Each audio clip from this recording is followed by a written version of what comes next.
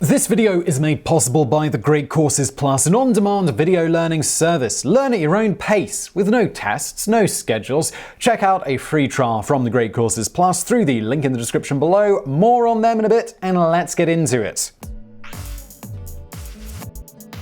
With fake news making tabloids practically obsolete, it is easy to become jaded and start being skeptical at the slightest strange news story, even if it's only somewhat believable. However, while there are a lot of fake or exaggerated stories going around, there will always be some crazy stories that are actually true.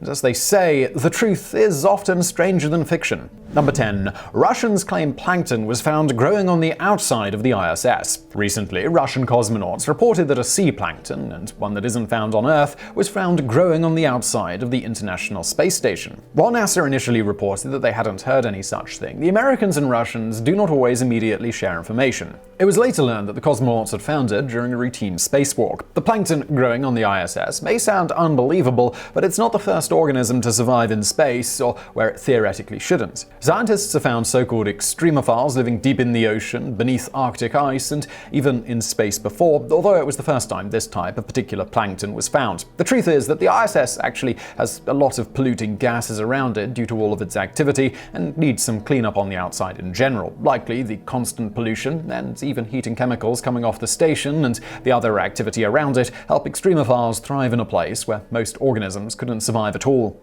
Number 9. Some jellyfish can age backwards, then forwards again multiple times in their life. One jellyfish, dubbed the immortal jellyfish, is usually the size of about a pen tip and can turn from a medusa back into a polyp and then back again, although it can only do this so many times in its life.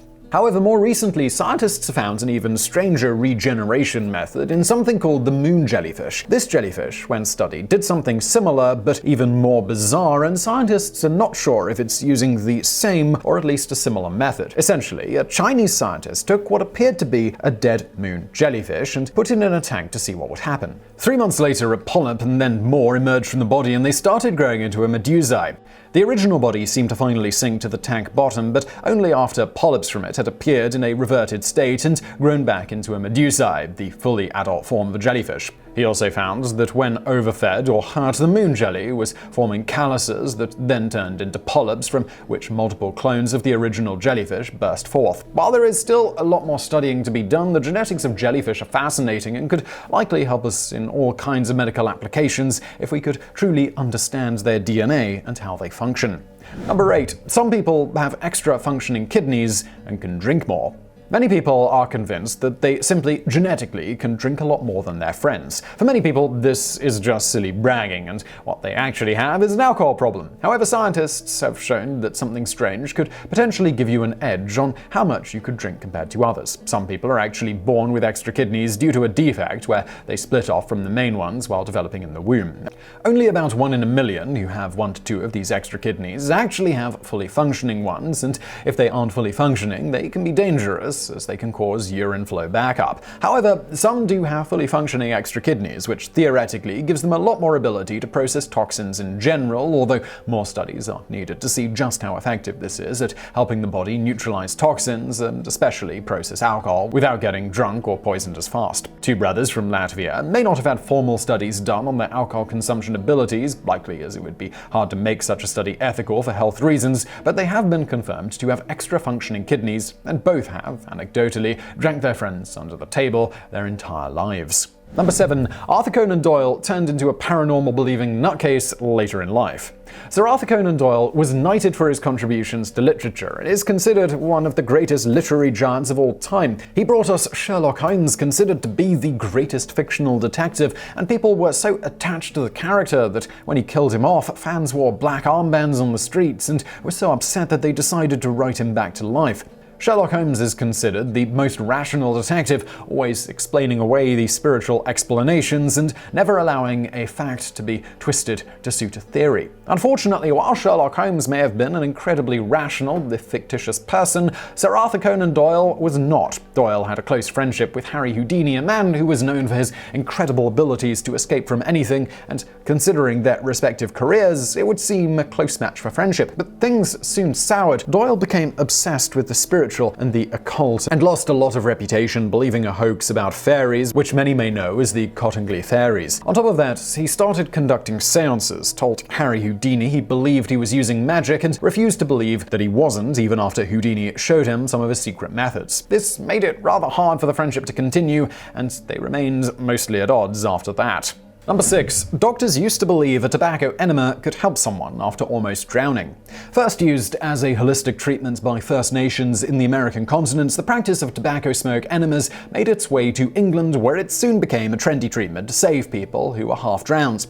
They would pull people out of the Thames and then apply a tobacco smoke enema in an attempt to save them. Normal resuscitation methods would then be used if the tobacco smoke enema failed. This method started to become so trendy that it moved into other parts of the medical field. Soon it had become a treatment du jour for everything from colds to cholera outbreaks. Unfortunately, it could also be dangerous for the practitioner who was performing the enema. If bellows were used to perform the enema and the practitioner inhaled at the wrong time, they could end up aspirating the cholera virus themselves and get extremely sick while trying to use a thoroughly ineffective medical treatment to help someone else. Once it was discovered that nicotine is actually bad for your heart, the tobacco enema fell out of fashion and stopped being a method to save people from drowning. Now, just before we get into the top 5 today, I do want to take a moment to tell you about today's sponsor, The Great Courses Plus. You can learn from the world's best professors on The Great Courses Plus. If you're enjoying this video, well, there's tons of great science content on their platform, such as chemistry in the universe or understanding the human body. Great follow-ups to the sort of content we make here.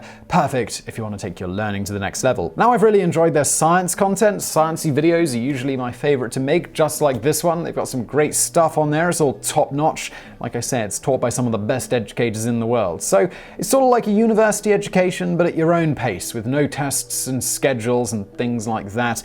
And you can consume it in many different ways: PC, tablet, phone. It's all possible. They've also got an audio streaming player, so you can listen on the move. That I find particularly handy. So yes, great stuff. Try it for free. Get your free trial at thegreatcoursesplus.com/TopTenz, or click the link in the description below. And let's get into those top 5. Number 5. Alice in Wonderland was a satire on modern mathematics. Alice in Wonderland is one of the most well-known stories of all time, partly because of the Disney cartoon, but the story of Alice going to a strange world where things don't really make any sense has been popular in book form since the 1800s. As we know in the story, the world has all sorts of anthropomorphic animals, and all the rules of physics seem to have mostly gone out the window. People and things change size a lot, and Alice is generally upset by how little sense the world makes. Most people assume that the story is about drugs, was written on drugs, or perhaps some combination of the two. However, the truth is actually far stranger, but does make sense once you hear it. The author, Lewis Carroll, was using a pseudonym. His real name was Charles Dodgson, and he was a mathematics professor at Oxford University. He didn't use drugs. He actually wrote the novel as a satire on modern mathematics. They were starting to use things like irrational or imaginary numbers, and he found the whole thing rather ridiculous and offensive to his more conservative mathematical sensibilities. Using a fake name to protect his reputation worked almost too well, though, as the real message behind his novel ended up mostly getting lost to history. Number 4. In some parts of northern Sweden, you say yes by sucking your teeth. In most parts of Sweden, people say yes with a simple ja, which is just the Swedish word for yes. However, not everyone in Sweden says ja in order to say yes, and in a move that confuses much of the world as well as the rest of Sweden, the nation's northerners have their own way of saying yes, where they aren't really saying anything at all. More accurately, it could be said that they are making a sort of sound that indicates yes. They draw in a sharp intake of breath through pursed lips that sort of sounds like you're sucking your teeth. The slight sucking or slurping-like sound indicates yes without any other indicators necessary, although many will also accompany it with a shrug of the shoulders, which to some people makes even less sense for an answer in the affirmative. For those who are interviewed about this strange way of saying yes, they seem to not be able to take it too seriously and understand why others find it amusing, but at the same time, they also seriously argue that it is a more efficient way of saying yes. They feel that it takes less energy as it doesn't require the use of the vocal cords. While it is arguably an efficient method, it is unlikely that the rest of Sweden, and especially the world, will be taking it up as a habit anytime soon. Number 3. The United States Supreme Court ruled against science. Tomatoes are vegetables. Many people are not aware of how controversial the simple tomato can really be. Back in 1893, a case came before the Supreme Court called Nix and Hedden. A seller of produce named John Nix was being hit with a 10% tariff on his tomatoes, and he was sick of paying the tax. Vegetables at the time were being hit with the tariff, but fruits were not. Knowing that botanically scientists considered the tomato a fruit, he decided to take his case all the way to the Supreme Court of the United States. Unfortunately, the Supreme Court did not see things his way, and in the majority opinion written by Justice Horace Gray, the Supreme Court opined that while botanically tomatoes may indeed be fruit for the purpose of scientific classification, that they were not used the way people used fruits. He pointed out that in terms of what we eat them with and the general methods of preparation, it was, for all intents and purposes, used as a vegetable. This led the Supreme Court to argue with science not on the merits of taxonomy, but rather rule that science could take a flying leap because the United States wanted its tax revenue, and the spirit of the law was to tax vegetables. Number 2. High heels were invented for men, and pink was meant for boys. Today we typically think of high heels as entirely a footwear for women. Not only that, but high heels are also seen as an impractical choice meant only to make yourself look taller or better in general, and not actually being good for your feet or useful for any serious application. However, the truth is that high heels were originally invented for Persian soldiers who were very much men, and they were used while riding horses in the 15th century. Visiting Europeans actually brought the trends back home and wore them both as a fashion statement and as a way to look taller and intimidate their rivals. As for the color pink, while many people think it should be entirely for women, this was made up in incredibly recent years and caught on mostly in America and some other Western popular culture and mindsets. Before the early 1900s in America, there wasn't even any conception that colors such as pink or light blue should be for boys or for girls. However, an early JCPenney catalog that was trying to influence parents' buying choices suggested that a light blue was the feminine color and it should be for girls, and pink was a more masculine color and should be for boys. This did not catch on, obviously, as history ended up the other way around, but it does show that about 100 years ago, no one really thought either color meant anything about how masculine or feminine you were. Number 1. Nuclear bombs have been tested thousands of times since Hiroshima and Nagasaki.